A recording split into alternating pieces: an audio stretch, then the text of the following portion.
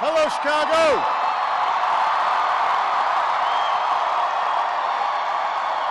It's good to be home.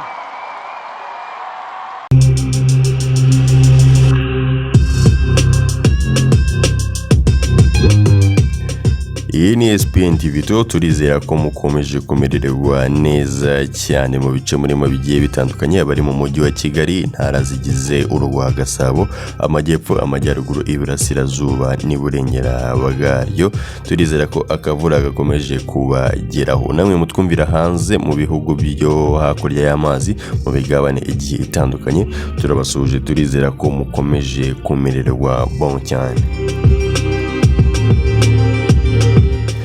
Yes, ESPN TV turerigarutse muri cya kiganiro mumaze kumenyera muri benshi cya Menya nibi. Ntuze gucikwa rero kuko uyu munsi nakwinjiriye muri politiki. Ngiye kukubwira umugabo wabaye icyamamare agatungura benshi bitewe na confidence ze, bitewe n'amateka yandikishije, aho Guinness Record nabo baje bakavuga bati uyu ngo tutamuhaye record twaba duhemutse. Yes, ntuze gucikwa rero, ngiye tugiye kubana muri iyi minota. Ni Oze Blaze nk'ibisanzwe, nakubwira ngo don't miss, ntugira huke.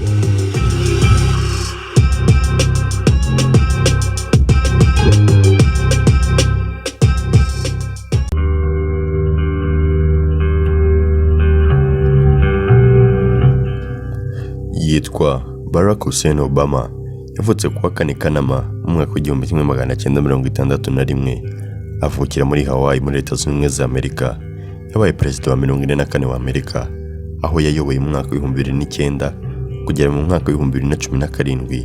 Akaba ndetse yarabaye umunyafrika w'umunyamerika wa mbere wabonye uwo mwanya, cyangwa se nk'uko babyita the highest office. Mbere yo gutsinda aya matora ya perezida, Barack Obama yarahagarariye Illinois muri Sena ya Amerika, aho yihagarariye imyaka 3.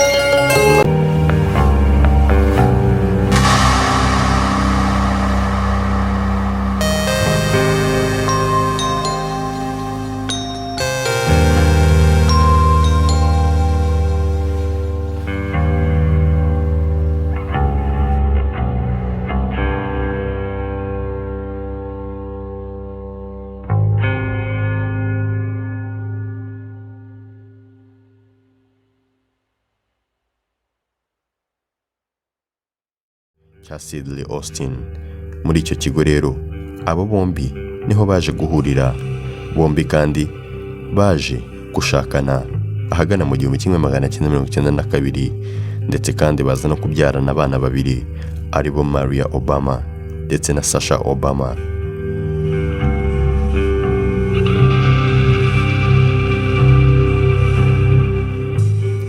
Nyuma yo kubona impamyabumenyi ihanitse mu by'amategeko, Barack Obama yimukiye muri Chicago maze ajya mu ishyaka rya Democratic Party. Yateguye umushinga wo gutora. Uwo mushinga ye cyangwa se iyo proje ye byatumye habaho registration cyangwa se kwiyandikisha kw'abanyafrika b'abanyamerika 10,000 kuri liste y'itora, ndetse kandi iyo proje ikaba yarafashije kuba umudepite uharanira demokarasi Bill Clinton gutsinda muri Illinois no gufata umwanya wa perezida ahagana mu mwaka w'1992 kubera proje yari yarazaniwe na Barack Obama. Iyi proje kandi ntabwo ari Bill Clinton yafashije wenyine, oya, ahubwo iyi proje ya Obama yafashije uwo bita Carol Mosley Brown, aho yari afite umushinga w'amategeko wa leta ya Illinois. Iyo office iri highest gutyo ibifashijwemo n'uyu mushinga wa Obama, aho yagiye agakora registration z'abanyafrika, gusa abanyamerika bagiye kuri liste y'itora maze bakamufasha, dore ko nawe yari umugore wa mbere w'umunyafrika watowe muri Sena ya Amerika muri icyo gihe.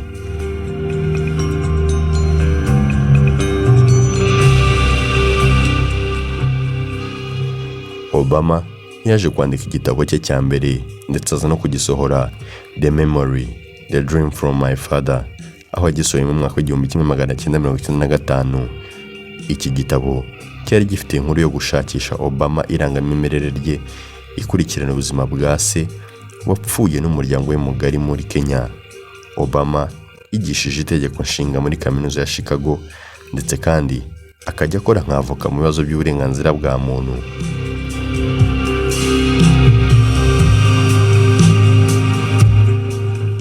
reka rero uyu munsi nkubwire aho uyu munyakenya Barack Obama byaje kugera aho ayobora Leta Zunze Ubumwe za Amerika, igihugu cy'igihangange ku isi.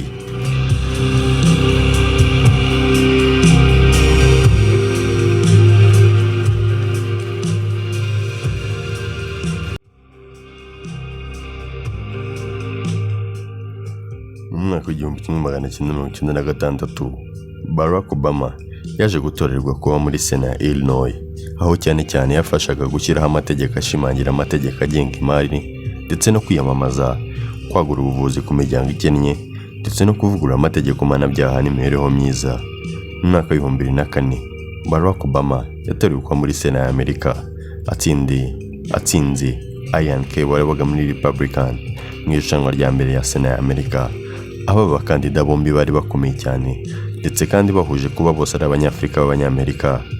Mu gihe yiyamamarizaga kuba muri Sena ya Amerika, Obama yamenyekanye cyane ku rwego rw'igihugu igihe yatangaga speech nyamukuru mu nama mpuzamahanga iharanira demokarasi muri Nyakanga mu mwaka wa 2004. Ijambo ryerekanye inkuru ku giti cye ku mibereho myiza ya Obama yari afitiye igihugu.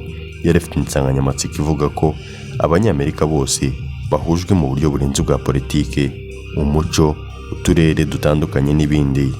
Iyo addressing cyangwa se imvugo ye yazamuye inyandiko ya Obama iza ku rutonde rw'abagurisha kurenza abandi muri icyo gihe. Maze nyuma yo gutangira imirimo nyuma y'umwaka umwe, uyu Barack Obama yaje kwisanga ari mu bantu bakomeye mu ishyaka rye rya Democratic Party. Dreams, and yet still come together as one American family. E pluribus unum, out of many, one. Now, even as we speak, there are those who are preparing to divide us. Urugendo kandi yaje gukora rwo kujya muri Kenya, agiye gusura urugo rwa se rwo muri Kenya. Yarukoze mu mwaka wa 2006 muri Kanama, rwitabiriwe n'itangazamakuru mpuzamahanga rikomeye. Maze ibyo bikomeza gufasha Barack Obama mu kwamamara. Ubwamamare bwe bukomeza kuzamuka umunsi ku wundi. Igitabo cye cya kabiri yise Audacity of Hope yasohoye mu mwaka wa 2006 avuga ku cyerekezo cye kuri Amerika. Cyasohotse nyuma y'ibyumweru bike cyane rwose, gihita gihinduka ubucuruzi bukomeye.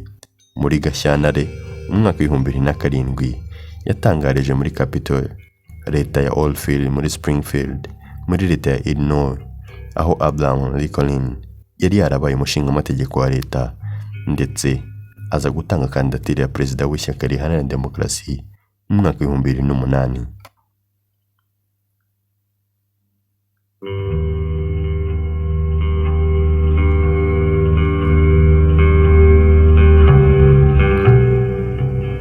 Kuwa 27 Kanama, Barack Obama yabaye umunyamerika wa mbere watorewe kuba perezida n'ishyaka rikomeye, maze akomeza guhangana na senateri wa Republican John McCain ku mwanya wo hejuru muri iki gihugu, cyangwa se nk'uko bivuga ku mwanya wo kuri highest office. McCain yanenze Obama ukiri senateri kuri manda ye ya mbere kadafite uburambe muri kano kazi kugira ngo bahangane. Obama yahisemo Joe Biden, perezida wa Leta Zunze Ubumwe za Amerika kuri ubu ngubu, umusenateri w'inararibonye ukomoka muri Delaware, wari ufite igihe kirekire mu by'ubumenyi bwa politike ndetse n'ububanyi n'amahanga, kugira ngo amubere visi perezida wungirije. Obama ndetse na McCain bakoze amarushanwa akaze ndetse kandi yari ahenze. Obama ukomeje gushimangirwa n'umuriro w'inkunga ya rubanda, yirinze gutera inkunga iyo ari yo yose ya federasiyo mu kwiyamamaza kwe, maze akusanya miliyoni magana y'amadolari. Amenshi muri yo akaza mu nkunga nto ndetse no kuri internet bivuye mu mubare w'abateraga inkunga.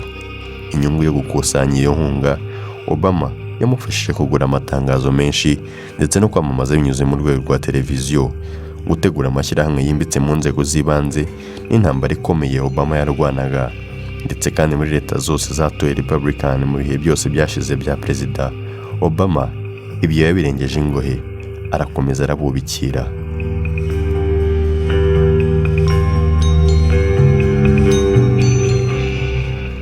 Abakandida bombi baje gutanga ibitekerezo ku batora. Obama yasabye ko ingabo nyinshi z'imirwano cyangwa se ziri kurwana mu gihugu cya Iraq zavanwayo vuba, ndetse kandi hakatavugururwa politike y'imisoro izafasha cyane abatora mu cyiciro cyo hasi ndetse n'abo hagati. Mu gihe kandi McCain w'ijambo yagejeje ku batora yavuze ko Amerika igomba gutegereza intsinzi yuzuye yari iri mu gihugu cya Iraq, maze kandi ashinja amagambo ya Obama ko yari maremare gusa ku mvugo ariko mu bikorwa nta kintu kiyarimo. Ibyumweru bike mbere y'umunsi w'amatora mu kwiyamamaza kwa Obama yavuze ko hari ibyatumye habaho ihungabana ry'ubukungu byatewe no kunanirwa gukabije kw'amabanki muri Amerika ndetse kandi n'ibigo by'imari muri Nzeri. Avuga ko ibisubizo byari kuboneka bya politiki ya Repubulika byari bishingiye ku isoko ry'ubusa ku buyobozi bw'imyaka 8 ya George W. Bush.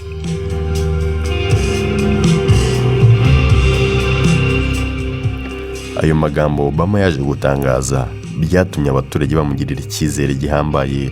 Barack Obama yatsinze amatora, atorwa hafi 53% by'amajwi ya rubanda ndetse n'amajwi 365 y'amatora. Ntabwo yari afite gusa kandi hafi ya leta zose, ahubwo yafashe uduce twinshi cyane na state nyinshi. Urugero nakubwira, yafashe muri Colorado, afata muri Florida, Nevada, Ohio na Virginia. Repubulika yari yaratwaye muri presidanse ibiri yayibanjirije muri aya matora.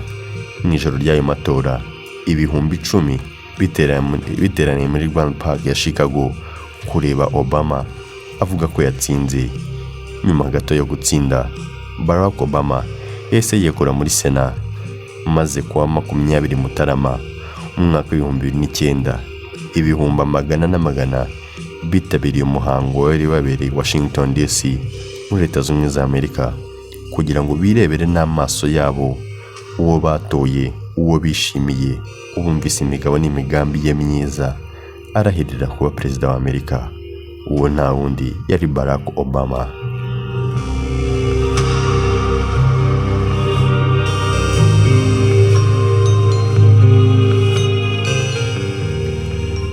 Ku itariki ya 20 mu kwezi kwa mbere umwaka wari wa 2009, byari ku munsi wa kabiri w'icyumweru, amateka yari yanditse. Umwana w'umunyafurika hano hirya mu gihugu cya Kenya ahagaze yemye ku mashuri ye muri confidence ze mu mbuga nini ya Washington DC arahirira kuba perezida w'iki gihugu kijyanganye ku isi, United States of America, ijya kuyoborwa n'umwana Barack Hussein Obama.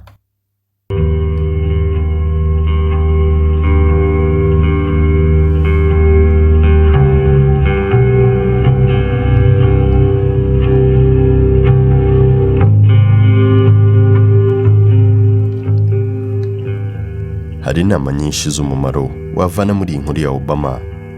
Reka zimwe muzo nakubwira, ndaje nzikubwire ntugira aho ujya.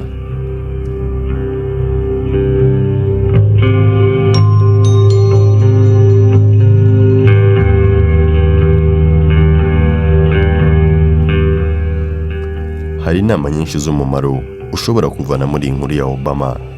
Nyinshi muri zo wakora ubushakashatsi, ukareba ibitabo yanditse, ukareba amateka ye, ukaba wabasha kugira icyo ukuramo. Ariko wowe ukurikiye Menya nibi y'uyu munsi, hari izo ngiye kukubwira ushobora kugendera mu buzima busanzwe.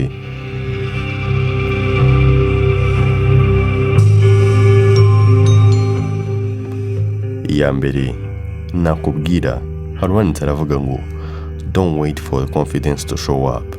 Ntuzategereze ko confidence zawe zizana cyangwa se zigaragaza utabigizemo uruhare. Nakubwira ni igihe cyose ntuzategereze ko confidence zawe ziza muri wowe ko zakizana gusa.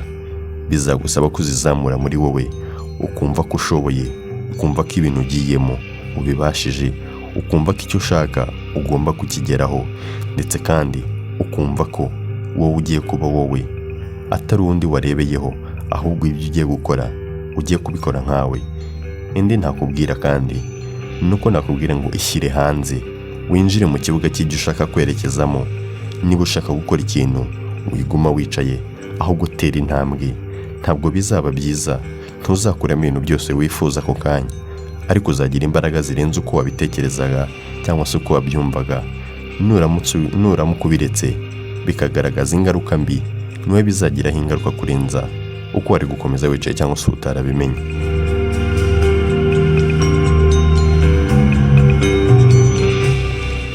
ikindi nakubwira kandi ni uko bishoboka ko wazamura ubushobozi bwawe bwo mu mutwe, nko guhanga udushya, kwiga byihuse, mbese ugashaka ubumenyi wiyunguramo, kuko amahirwe yaje agahura n'ubumenyi nibwo bibyara inyungu muri byinshi.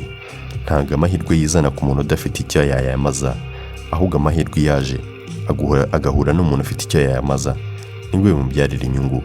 Nibyo byabaye kuri Obama bitewe n'amashuri ye, confidence ye, abantu bamugiriye icyizere, maze atanga speech bamuha icyo bita spotlight mu rurimi rw'icyongereza, maze ubumenyi yari afite uhura n'amahirwe ayobora igihugu nka Leta Zunze Ubumwe za Amerika.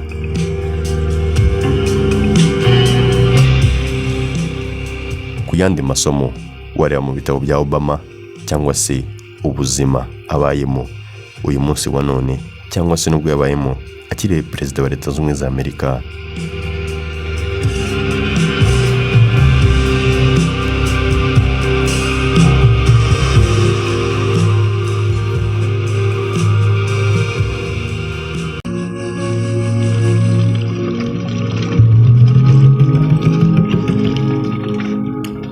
Reka ngushimire rero wowe wakomeje kubana nanjye, nakubwiraga amateka ya Barack Hussein Obama wabaye perezida wa Leta Zunze Ubumwe za Amerika. Kora subscribe dukomeze kubana mu bindi biganiro. Njye wumvaga nari Oze Blaise, menya niba nakagaruka muri SPN TV2. Ciao ciao.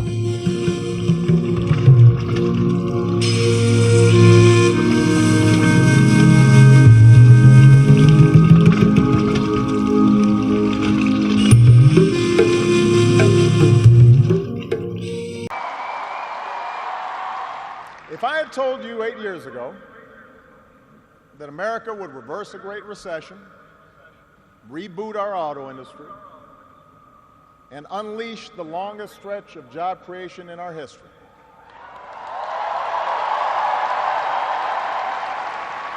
if I had told you